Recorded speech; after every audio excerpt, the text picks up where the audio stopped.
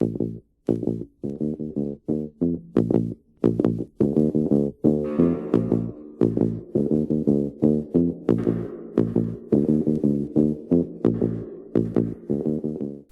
my name is Angelique. Welcome to Don Sinclair Reggae Vibes. Today I'm joined by Ras Elroy of Black Slate International. Welcome. Welcome, thank you. Thank you for inviting me. Thank you. What age did you get into music? Well, I got into the music when I first performed when I was 4 years old. In my dad's, there was a wedding ceremony and the drummer was getting married and I had to play the wedding song. So that's my very first experience. And then I worked with my dad when I was about 12, 13. I worked with my dad's band again, a band called Apollo 7. And we used to play world music, for Caribbean events in town halls and places like that. So that's where I really kind of cut my teeth in and got into music. My father also had a sound system. So where was this? I know you were UK based. Yeah, Clapton, Hackney. Okay. Yeah, that was the zone, Big up Hackney. Yeah, big it up. So your background is like to your father, your family. Yeah, and my father was a great influence to me, into getting into music. He was also a saxophonist as well. Okay. So that, Do you play? I don't play saxophone. Yeah, it's ironic, isn't it? Yeah, I'm more guitarist. Okay. Yeah. Guitar person. Yeah. So what inspired you to become an actual artist then, as opposed to a sound man? Well, being a musician, you mean, and making music, a living. Well, when I was about 16, 17, and I just left school and so forth, I thought to myself, how could I make a living and be an independent and be myself, and music seemed like a good avenue for me to pursue that goal. Was it easy? No, it wasn't easy, but because when you love something, you bear the tribulations and the things that the pain that's needed to get to the goal which you need to get to, So and well, I managed to go on top of the pops and all that eventually, and our band, so we did get international recognition, so the fight was kind of worth it in a bit, So. If you can remember, what was the first ever single that you bought? Oh, that's very difficult because my dad had a sound, so I would play. My dad would bring in the records, and I would just play them, I'll tell you one song that really, apart from Bob Marley and my father was into all kind of music like Dino Washington, Brooke Benton, Atlantic, and all these artists. But one of the first reggae songs that really hold me was the Blackbird Singing in the Dead of the Night, which I didn't like. Was a Beatles song for a while, until it was the reggae version I heard, and I thought it was just amazing, That was a strong record. There's loads of records, Bob and, Roy Shirley, all these early, Cimarrons. I remember Winston, I know Donna's spoken to Winston recently, and you've spoken to Winston. Earlier. Yeah, but I remember looking in the record shop, and there was an album cover of Cimarrons, and I said, wow, look, UK Caribbean people standing, doing their thing. Yeah. So it was very influential to me, it was a great thing. And so how important was that to you, to see people that looked like you on the cover of albums? it was very important, you know. It was natural, you know, because we all need role models Yep. in life, and we want to identify with our culture as well as learn other cultures and express, and you know, because that's the beauty of life, you know, learning new things. And but you get inspired by your own culture. If it gives you a lot of help, you know. Okay. Yeah. What is your favourite album by another artist? If you can't think of an album, think of a song by another artist, your favourite. I tell you, because I've grown up in reggae for a good while, yeah. I says, you know what? So I'm gonna turn soul, and I want to do something different. You know, I'm gonna do soul. And then a friend of mine called Tesley and Roy lived next door, and Norris's name was, and he started to play this Bob Marley album, which was Catch a Fire. Okay. And when I heard that album, it just, you know, it just really, you know, just sent new things in me. You're not man. the first person I've heard say that. That was, I couldn't, the lyrics, and you know, and how close it was to me as well, and the way how the music appealed to a wide, you know, you can get many influences in it. So yeah, that was a major album, that Catch a Fire album. Yeah. Thank you. What artists would you like to work with and why? They don't have to be reggae artists. I've been very blessed in my career, you know, because I've worked with a lot of people who have been heroes to me, like, you know, Jackie Me Too, I've Peter Tosh, you know, loads of John Holt, Alton Ellis, Sugar Minot, Dennis Brown. So I've worked you've with done it all all. these, yeah, I've worked with, but who would I like to work with? Who I haven't worked with? I don't know. But any of the young ones? Oh, well, Chronix is very. I love Chronix. I love how Chronix is going. There's a few other artists. Melchizedek is a very good young artist. Also, there's a few pop artists as well that I don't know their names too well. But Adele and certain other artists that are original songwriters, I appreciate that. I appreciate love that. I love to see young artists writing their own songs and doing their own things. So that's a great thing. Okay. But I can't name all. I couldn't name you. That's fine. Yeah. What was the last event that you played at? Well, the last event I played at was at Rolling Stock club event with DNA Event Promotions, and that was a great gig. You know, it was really went down well. It's a great venue. You know, it's a great scene. Yeah, so yeah, that was the last show that I done. Yeah.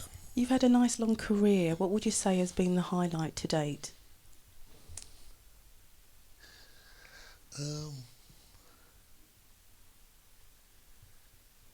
This song, you know, working, you know, working with Peter Tosh and supporting Jimmy Cliff and Toots and the Maytals and touring, going on tour with those guys. But one of the great things was actually hitting Top of the Pops. That was a great moment for us because we you know, we struggled, and then we, you know, we finally got that kind of national thing. But you know, apart from my youths them and those events and my personal events, but on which nothing can come before that. But music wise, you know, there's so many I can't really. You know. Are there any artists that you would like to be compared to, or are you just an original? I'm just an original. Yeah. Okay, what are your top 3 genres of music, excluding reggae? Excluding reggae, jazz, classical, and Afro beat kind of. Yeah. Okay. Yeah. Well, yeah. That's. Right, professionally, what is your goal, or have you already reached it? Um, I have reached a certain amount of my goals, but I want to continue playing music, to the new generations, and just it's a everlasting thing, music still, Hmm. So that's what I really want to continue doing and spreading the love, because that's what the music's all about, spreading the love and beautifying the planet. I agree. That's what music's about. That's what we do as film production and all us artists, sculptors, musicians. We have to just keep going. Yeah. Yeah. What other jobs have you done other than being an artist? Oh well, I was a youth. I done youth work. I work with young people Do in. you still do that? Well, I've also, which I should mention, I'm part of a charity called MD Arts and Sports. MDND Arts. MD, Making Dance, Music and Drama Arts and Sports. Yeah, and we run programs, teach arts programs for kids, after school programs, and what would young people like make up services affordable, which is not affordable to them within the artistic field, and we've run a few successful programs. And where are they?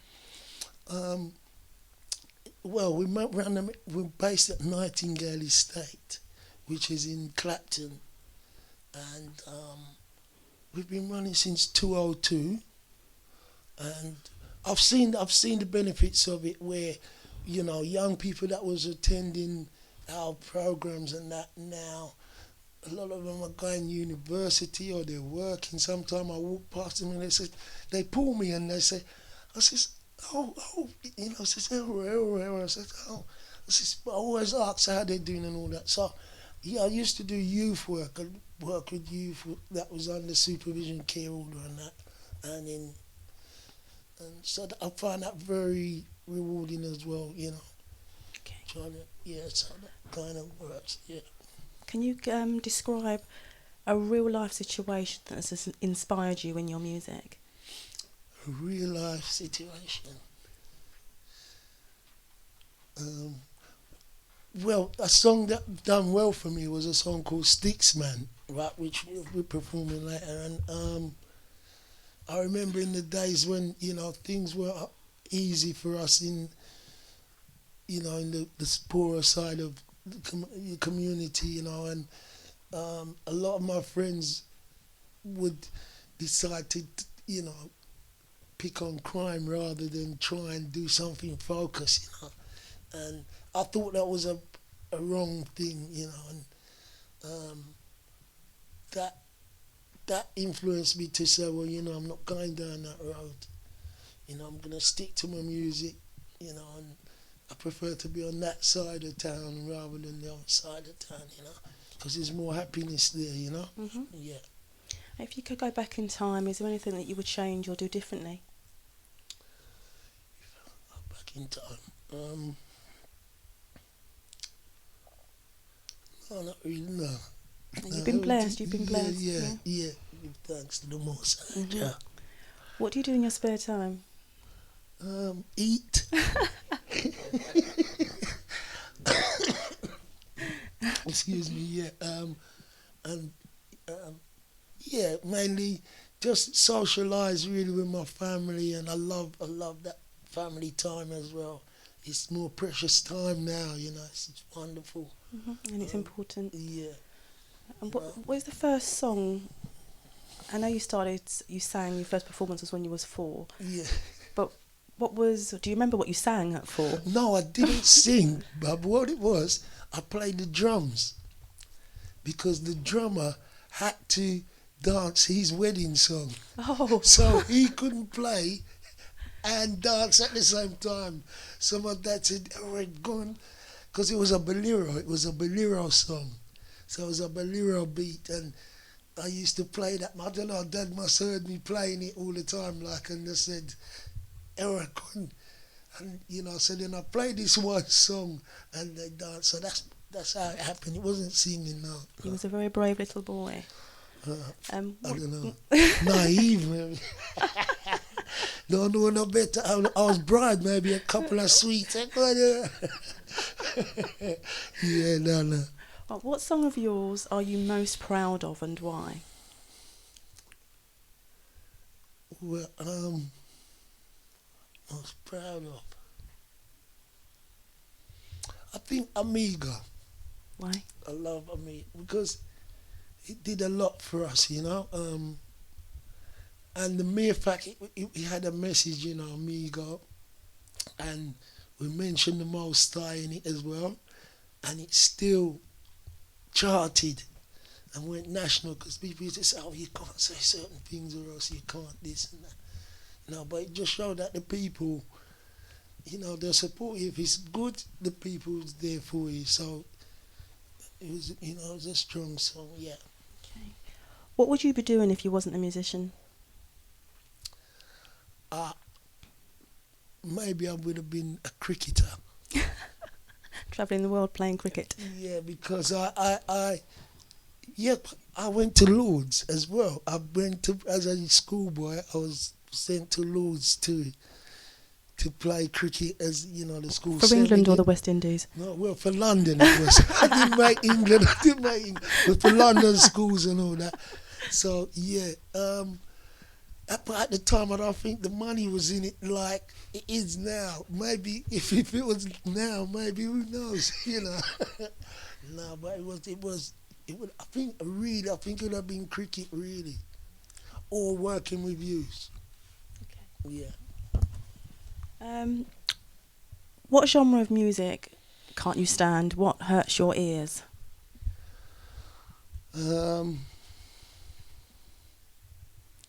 What hurts my ears? Well, you see, let me see. I love all styles of music, but I don't like it when the artist is just, just playing for themselves. Music is to share and so forth. But there's no particular genre. I couldn't say that because that would make the good in that genre suffer. So I'm not going to do that. It's just for people to know. I don't like to. No one likes to listen to rubbish. So I'm just like everybody else. It depends on what your definition of rubbish is. There you go. If you could dabble in another genre, what would it be? What, of music? Well, I think I dabble in all. I'm not. Hands in all the really, pies. Yeah. If I hear something good in rock, then I'm up for it. If I hear something good in blues, I'm up for it. But reggae is my thing. Okay. Yeah. Is there anything that we can expect from you in the future? Have you got things coming up? Yes, well, we've got I've got a EP coming out on Blue Beat Records. Should be coming out soon. I've got one currently out now called Love at the Table on Downbeat Man Records. And I'm doing a few recordings as well. Okay. We had the artist with Frankie Oliver. I'm working on something with Frankie Oliver at the moment, and Winston Radio or something, doing some work with Winston. So good luck with all of that. Thank you. Do you get nervous before a performance, and how do you deal with your nerves? Well, I always get nervous before a performance, but no. Well, I say a prayer to the Most High and ask Him to help me, guide me through, and just remember the script. Then it goes after the first 5 seconds you're in. That's it. You swim, you just swim and go forward. Yeah. Okay. What advice would you give to any beginners that trying to come up in the industry? Just be dedicated, and whatever area of art that the person wants to go into, practice, and really learn the instrument or learn singing, or if you're painting, learn, try and learn as much as you can. Okay. And put and express yourself. Okay, we've just got a few minutes left. I just want to get a couple of more questions in if I can. Okay. Why are you now performing as Ras Elroy Black Slate International? Well, I had a long tradition with Black Slate. So, just want to move the music on, move on. And I'm like, some of the original Black Slate are doing other things, and we're all doing other things, So this is my area of progression. Yeah. So that's Ras Elroy Black Slate International. This is my last question. Okay. What does reggae music mean to you? I mean, reggae touches my soul, but what does it mean to you? Well, what reggae means to me is that it's the love. It means love to me. It just expresses love and one love and bringing people together and optimism. So that's what reggae really means to me. And reggae has influenced a lot of styles now. Mm-hmm. The styles that are playing now, a lot of the drum and bass is reggae based. As even the way the music's mixed, pop songs are mixed now, are very much like the reggae genre. I.e. Echo, bass, all these were King Tubbies. We were doing these things 76, 77. But it's great that the youths now are enhancing it within what they're doing, So, it's a great thing. So hopefully the BBC will recognise that as well in the nation, yeah. So, reggae music has influenced a lot of sounds, Okay. Do you have a message for Don Sinclair about the work he's doing to promote artists? Well, Don. Big up Don Sinclair, yeah. He's doing a great thing for reggae, for the world, the international family of reggae. And, more strength to him. That's why I'm here. Thank you. On behalf of Don Sinclair and myself, thank you. Thank you very much. It's been a pleasure meeting you. Do you have anything that you want to say to your fans? One love, peace, yeah, and continue listening out for Ras Elroy Black Slate International, and check out DNA Event Promotions. You can link me there and Don Sinclair. So big up Ras Elroy fans, one love, blessed. Thank you. Yeah. My name is Angelique with Don Sinclair and Ras Elroy. Thank you. Hope to Big see up you again Angelique soon. too. Thank you. Bless. Bye bye. Yeah.